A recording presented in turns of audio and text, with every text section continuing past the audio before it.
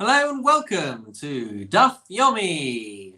Today we are going to be doing today's Daf, Eruvin, page 28, Kaf Ches. But before we do that, we are actually going to take a little look at the Mishnah from Friday, from page 26b, because we are now in the third chapter of Maseches Eruvin. We're really moving very nicely and very smoothly through this one. And so it helps for us to be able to have an idea of what the third chapter, what the Mishnah is talking about before moving on to the content for today's daf. So let's get it up on the screen for you over here. There we go. And let's take a little look at the exciting world of chapter 3. So the Mishnah says as follows: B'chol ma'arvin u'mishtatfin chutz min hamayim u'min hamelach. When it comes to making an Eruv, to be able to join all the residents of the courtyards, so it has to be food that you can eat. So the Mishnah is telling us that for everything we can make an Eruv to be able to carry amongst the residents of our courtyard, umishtatzfin, and to be able to merge different courtyards together, to be able to carry in an alleyway. So we can use all kinds of food to be able to do that. But the Mishnah limits it and says chutz min hamayim umin hamelach, except for water and for salt. These things are not considered food, and therefore you can't use them as the substance of your Eruv or your partnership with the other courtyards. Continues the Mishnah: V'akol nikach b'kesef ma'aser. Anything can be purchased with kesef ma'aser.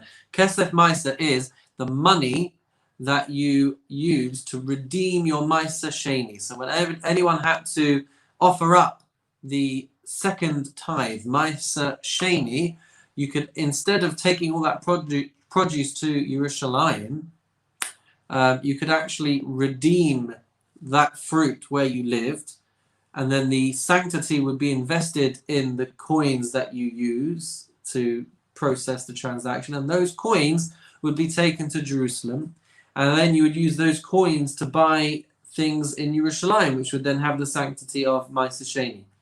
So all types of food can be bought with this money when you go to Jerusalem, except again, chutz min hamayim min hamelach, except for water and for salt. Continues the Mishnah: Hanoidem min hamazon, somebody who makes a vow that they are not going to eat anything, that they're not going to be nourished by anything.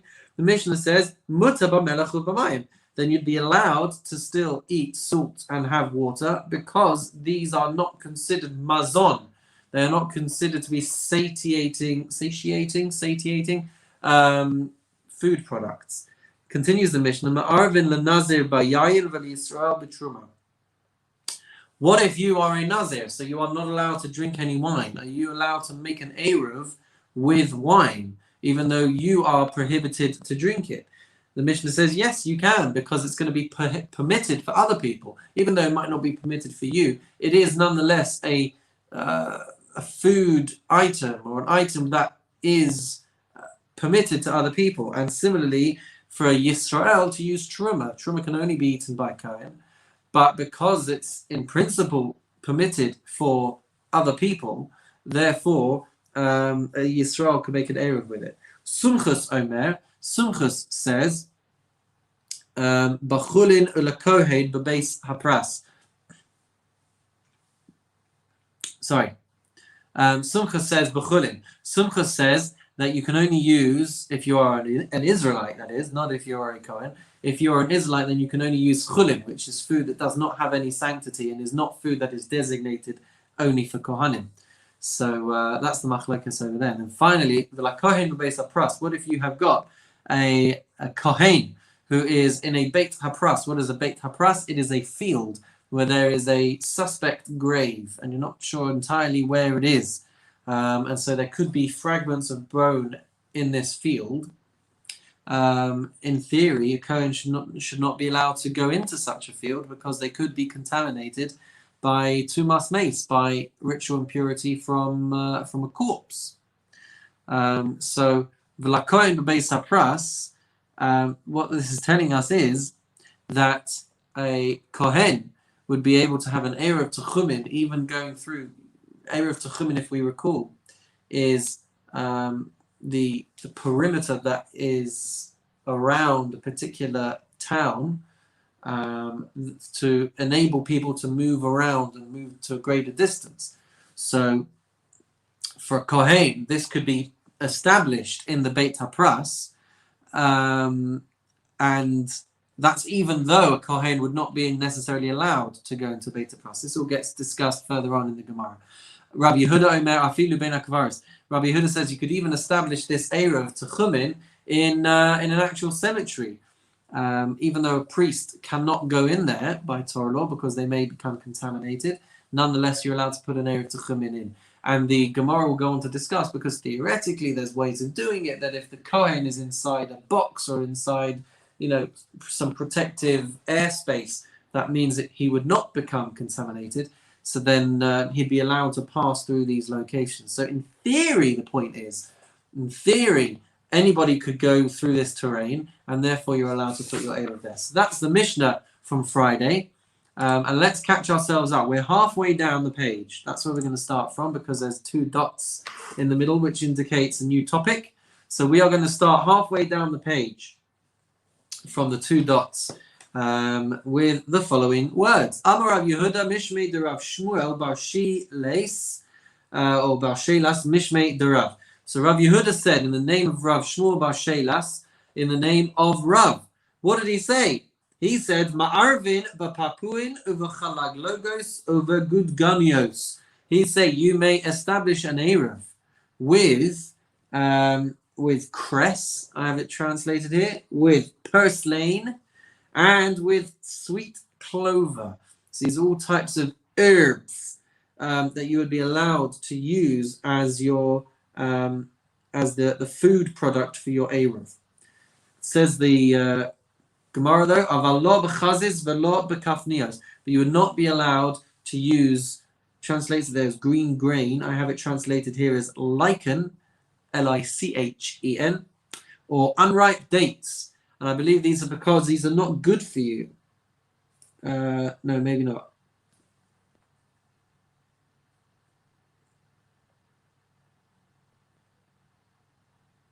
Yes, I think so. I think it's because they're not good for you. And that's why you wouldn't be able to use these for establishing an Erev with. So it has to be something that, in principle, is edible for human consumption. Says the Gemara, though, Uve good ganios mima arvin. Are you really allowed to make an Erev with clover, with sweet clover? Are you really allowed to use that to establish an Erev? Vahatanya, but we have a baraisa which says good ganios meruve banim yochlu. We have a baraisa that says that with regards to sweet clover,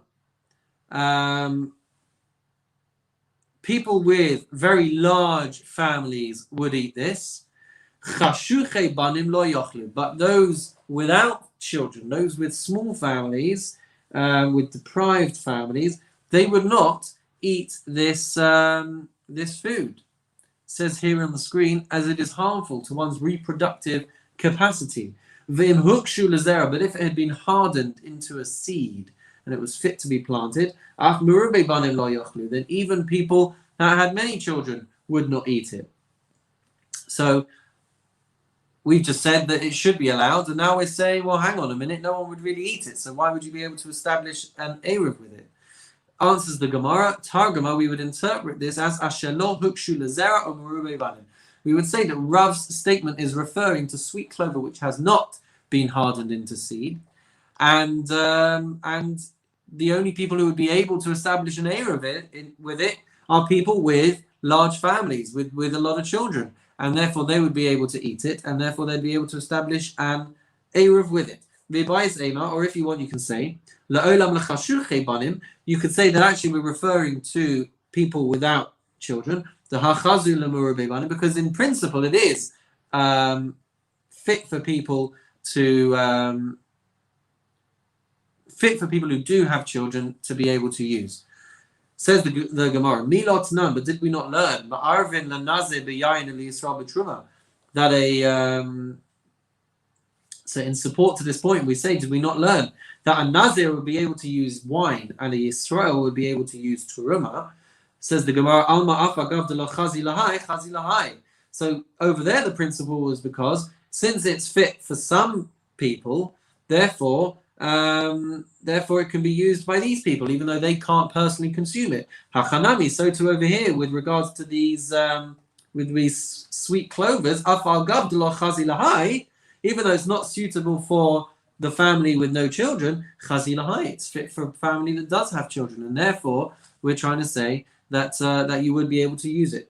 Or if you want, you could say Kika Amarav. When is Rav saying that sweet clover may be used for an Eruv? Answers the Gemara, Bahanda Kuki Midai. We are Madai. We are referring to the Median clover, which is says they're superior quality. And so because it is not harmful, because it is better, that can be used for an Eruv. That's what Rav was referring to. Asks the Gemara, Uvachaz law. We're not allowed to use lichen for an Eruv. We're not allowed to use that. Rav Yehuda Amarav. Didn't Rav Yehuda say in the name of Rav, Kashus v'chaziz ma'arvin bahen? Did he not say that? They translated there as dodder. Okay, if you know what dodder is, gesundheit. I have it translated as kuskuta. I'm not much more clued in as to what kuskuta is either, but nonetheless, kuskuta and chaziz, lichen, are allowed to be used for an Eruv. Not only that, but if you were eating them, then you would make the bracha of borei pri ha'adama. So they're clearly more appropriate foods than we might have suspected from the original statement, which said that you can't use them for an Eruv. Answers the Gemara though, lo kasha, this is not a contradiction, this is not a question, this is not difficult. Ha makmei da asa Rav levavel. One statement was made before Rav came to Babylonia when he said that you can't use it for an Eruv. And ha labasa da asa Rav levavel. And the second statement where he says it is allowed, that was said after he came to Babylon, when he saw that people were eating lichen, and at which point he said then that you would be allowed to eat it. Be allowed to use it for an Eruv, and you would make a borei pri ha'adama. Says the Gemara, Babel havia ruva de alma. Do we say that Babylonia, is the majority of the world, meaning that it can have such an impact as to change the halacha that had been stated for another locale? Vahatanya, don't we say in a baraisa, hapul, vahasaora, vahatilsan, if you have beans or barley or tilsan, which is fenugreek, shazaron liyerek, which is planted for use as a herb, but ladaito etzel koladam, then the opinions of everybody else is made completely irrelevant. Meaning that if he was planting it for animal fodder, since it's also used as food, it doesn't matter that this person, individual, is using it specifically for animal fodder. It doesn't change the status of this food. Lefichach, therefore, zaran chaya v'yarkan pata. Therefore, somebody who plants it as a seed is going to have to, is chayav, is obligated to tithe it. But v'yarkan patur, but someone who is who has planted it as animal fodder would not need to do the appropriate tithes. But we're saying that because a person might plant one of these three things, beans or barley or fenugreek, they might plant it for animal fodder, but it's not going to take away from its status as food, and therefore their own intention is not necessarily going to remove the need to tithe. Ha-shichlaim v'hagargir, when it comes to, how does it translate there?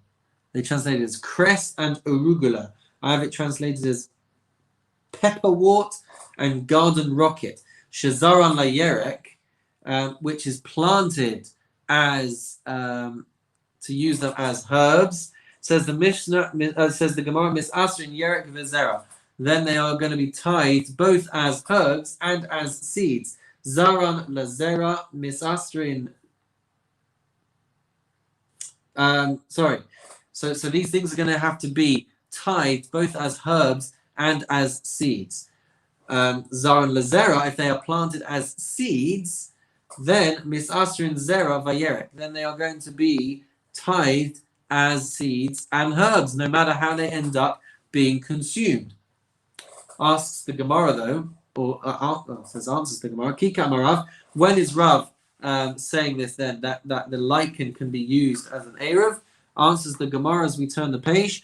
Bedagnusaisa. That is when they are the garden variety. They are planted in your own private gardens and they're commonly eaten.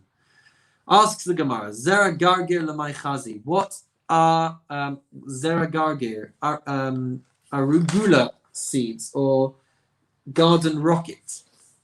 Lamai Chazi. What are they fit for? What are they suitable for? Rabbi Yochanan. Rabbi Yochanan said, Shekein l'shonim shelo haya lahen pilpilin shoichachin osa matbilin bo satsali. Rabbi Yochanan says that that in the earlier generations they didn't have pepper, so they would crush up these seeds and then they would use these as a dip for their roasted meat. Rabbi Zera ki hava chalish megirse, when Rabbi Zera was exhausted from his studies, hava azil v'yasif apischa to Rabbi Huda bar Ami. He would go and sit at the entrance to the study hall of Rabbi Huda bar Ami. Omar, he would say, Ki nafki fa'ayli rabbanon ekamik maihu v'akabel behu igra. He said, when the sages go in and out, I'll stand up before them and I'll receive reward for honoring them. I'm too tired to study, but I can at least do another mitzvah and get some reward for standing before sages, which is another mitzvah. Nafak asa yanuka dveirav. While he was there, a student came out of the academy, of the study hall. Amalei ma'igmar rabach. What was your teacher teaching you today? Why did he ask this? Because we have a concept that when we don't have prophecy in the world, children have still got the ability to reveal things that are otherwise hidden. And so there's a connection between asking a child what he learnt in school today, because there would inevitably be some kind of remnant of a prophetic message that would come out of what he had been learning as a child. And so he was asking what he'd been learning. Amalei, he said, my teacher taught me this today. Kushus, which we translated as kuskuta, or they translate it there as doda. The bracha is borei pri ha'adama. Chaziz, the proper bracha for lichen is shahakol nihiyeh bidvaro, is a separate bracha, the bracha of everything that God brings us through His word. So Rabbi Zera said to him, Amalei Adarabba. On the contrary, Ibcham Bistabra, the opposite way to say this would be more logical. Hai ma'ara kal marabi, v'hai ma'avira kal marabi, because lichen derives its nourishment from the ground, and kuskuta or doda derives its nourishment from the air. So it would make more sense to say borei pri ha'adama on the lichen. But nonetheless, the halacha is like the student that was studying in the school. My timer. What's the reason for this? Hi gamar piri, v'hai lav gamar piri, because kuskuta is fully ripened and lichen is not fully ripened.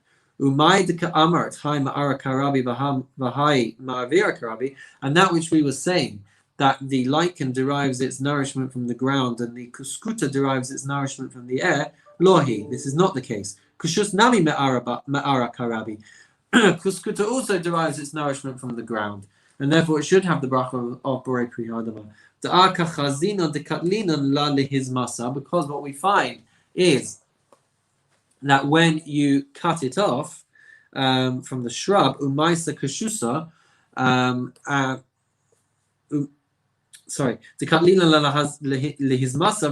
when you cut off this kuskuta and it's detached now from the shrub that it's growing on, then it will die. And so that's how you know that this kashusa, this kuskuta, is something that is nourished from the ground, because once it's detached, it no longer is able to thrive and grow. Asks the Gemara, with a kamfia say ma'arvin, are we not allowed to use unripe dates to be able to establish an eruv? But we have a baraisa, kor nikach b'kesef ma'isa. When it comes to the hearts of palm hearts, you can buy those with Meiser Sheni money. You can use that. You can use that money to buy these foods. And not only that, but these palm hearts are not going to contract tumas ochlin, the tumah that can be passed on and transmitted to food. The kafnios and the unripe dates, nikachos bekesef meiser, they can be purchased with this meiser sheni money, and metamos tumas ochlin, and they can also contract tumah that can be passed on to food. So if you can use meiser sheni money to be able to buy it, it means that it must be food. And if it's food, then why should you not be able to use it to establish your aim? Rabbi Yehuda says, Kor, when it comes to the palm hearts, in all of its legal aspects, it is actually like a tree. Except for the additional rule that it can be bought with Maisa Sheni money. With a kapnios, and with regards to the unripe dates, they are treated halachically like fruit. Except with one rule. Ela shepaturos min ha'maisa. Except for the fact that they are exempt from tithes because they are not yet fully ripe. Answers the Gemara. Hassan, over there, the Baraisa is referring to bad nisa. These words are hard. Bada niskani. They are referring to, have it translated here as stunted dates. They are explaining that these are going to be things that will never fully ripen, and therefore, when they are unripe, they will be considered like a fruit and will therefore have those halachas. But Rav was referring to fruit of palms, which are eventually going to ripen, and their unripe state is just part of that process, and that is why the halacha is different. Ihachi, if that's the case, Bahalema Rabbi Yehuda Patoras Minamaisa. If so, then we would say, let's say that Rabbi Yehuda would hold that they should be exempt from tithes. But hold on a minute, Bahatanya, we have a Baraisa. Am Rabbi Yehuda lo huzkuru pagi beisione. But hang on a minute, we have a Baraisa which says, Rabbi Yehuda says, that lo huzkuru pagi beisione, that these figs from a particular place were only mentioned, they were only mentioned with regard to Maisa, with tithes. Because we say that these unripe figs of Beit Yoni, oh there we go, that's how you pronounce it, and the unripe dates of a place called Tovina, they are going to be obligated to tithe, even though they're never going to ripen and become full-fledged fruit. We see that Rabbi Yehuda holds that they have to be tithed. And normally we would say that only ripe fruits need to be tithed. Rather,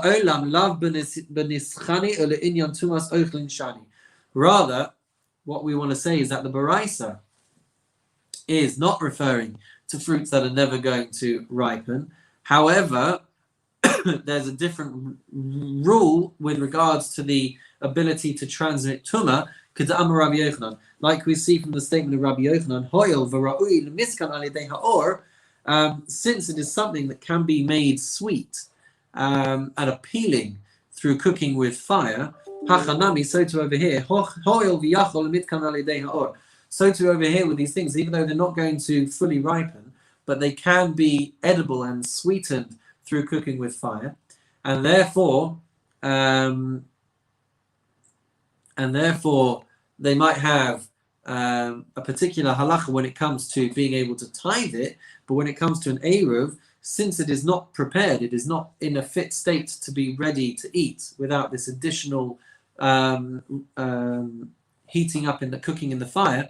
That is why you are not going to use it or be able to establish it as an eruv, because these unripe dates are not fit for consumption without this additional method of preparation. The Gemara asks, what was Rabbi Yochanan commenting on when he made this point? He was referring to this. Tanya, it says in the Brisa, Shkedim hamarim ketanim chayavim. When it comes to bitter almonds, when they are small, they are fit to be eaten, and so they are going to be chayav for tithing. But when they are gedolim paturim, but when they are large, then they are going to be exempt from tithing. Matukim, When they are sweet almonds, gadolim chayavin, then only when they're growing, when they're grown and big and ripe, then they're going to be chayav for tithing. Katanim, but when they're small and unripe, then paturim, then they are going to be exempt from tithing. But then Rabbi Shimon bar Rabbi Yossi Omer Mishum Aviv, Rabbi Shimon the son of Rabbi Yossi said in the name of his father, Zeh v'zeh liftor. He said in both instances they're going to be exempt from tithing. Both the large and the small bitter almonds, they're both going to be patur. And some say that what he said in the name of his father is that both are actually going to be obligated. Amar Rabbi La said, Hora Rabbi Chanina bat Sipari. Rabbi Chanina taught in Sipuri, he ruled in Sipuri, Kadivrei ha'omer zeh v'zeh liftor. He ruled and paskined that they are both going to be exempt. The large and the small bitter almonds, they are both going to be patur. But according to the one who said that both are going to be obligated in tithing, he asks the question, what are they going to be fit for? What are they suitable for? That is what Rabbi Yochanan said. Well, since they can be cooked on the fire and sweetened, that is why they're going to be fit for consumption. That is why you're going to be going to need to tithe them, even if they're bitter. Omar Mar said, Rabbi Yehuda Omer, quoting Rabbi Yehuda, Kor harehu ka'etz l'chol devarav, the words that we saw before, that the palm heart is going to be treated like a tree in all regards, ela shnikach b'kesef ma'isa, except for the fact that it can be bought with money of ma'isa sheni. Hayni Tanakama, this is the same opinion as the Tanakama, as the first Tana. Amar Abaye said, Shelaku v'tignu ika benayu. There is a machlokes, he says. Abaye says, there is a machlokes between the Tanakama, the first Tana, and Rabbi Yehuda, with regards to boiled or fried hearts of palm. Maskif la Rabba. Rabba challenges this. Mi ika lamanda ama shelaku v'tignu lo. Rava says, is there anyone who says that if you boiled or fried these palm hearts, that they're not going to contract ritual impurity? V'atanya, we have in a Baraisa, ha'or v'hashilya ein metamin tumas oklin. When it comes to hide of an animal and the placenta of an animal, those things are not going to transmit tumas ochlin. They're not going to contract tumah. Or shishalaku v'shilya shechisha v'alei metamin tumas ochlin. But we see that when it comes to hide that gets boiled up until it becomes edible, and placenta that one does have an intention to eat, that these things then can contract tumah. So that would mean that even something that is not originally fit to be eaten is still able to have this halacha of tumah applied to it, because eventually you will process it and it will become edible. So we would say then that the same logic should apply to a palm heart, and everybody should agree with it. But we saw before that there was a machlokes. Ela Amar Rava, Rava says, Ika benayu baraka. There is a machlokes between them with regards to, abaracha, on the with regards to the blessing, and not with regards to whether it's been boiled or fried. Everybody would agree that if they are boiled and fried, that they are going to be able to transmit tumah. But Rava says the machlokes is actually about what bracha we say on these things. The itmar kor, when it comes to palm hearts, Rav Yehuda Amar, Rav Yehuda says you make the bracha borei priha adama, he who creates the fruit of the ground. Ushmuel Amar shakol nihiyeh bidvaro. And Shmuel says the bracha is shakol nihiyeh bidvaro. Rav Yehuda Amar, Rav Yehuda says borei priha adama ochlahu. He says that the bracha on this palm hearts is borei priha adama because it's food. Shmuel Amar shakol nihiyeh bidvaro. The bracha is shakol nihiyeh bidvaro. Kevan shesofo lahakshos lo mevarchin on eluve borei priha adama. Since if you were to leave these palm hearts for longer, they would eventually harden and they would be inedible. So therefore, the bracha should be shakol, because you wouldn't make borei priha adama on it. Amalei Shmuel and Rav Yehuda. Shmuel said to Rav Yehuda, Shinana, meaning a sharp one. It's he wishes to challenge. So this is a bit of a derogatory name to express someone with when you want to challenge their opinion. So it says, Shinana, kavaseich mistaver, according to your logic, dahat snan shesofa lahakshos mervarchin alei borei priha adama. When it comes to radish, that's also going to eventually harden, And yet we rule that the bracha for radish is borei pri ha'adama, v'lo hi. The Gemara says this is not the case. Snon nati inshi adarti de pugla. When a person plants radish, their intention is to eat it when it is soft. Dikla lo nati inshi adarti de kora. But when it comes to planting a palm tree, people don't have the intention necessarily of eating the palm hearts. They're looking to grow a tree. And so therefore you can't say that it's the same. And even though Shmuel praised Rav Yehuda, the halacha is in accordance with the opinion of Shmuel.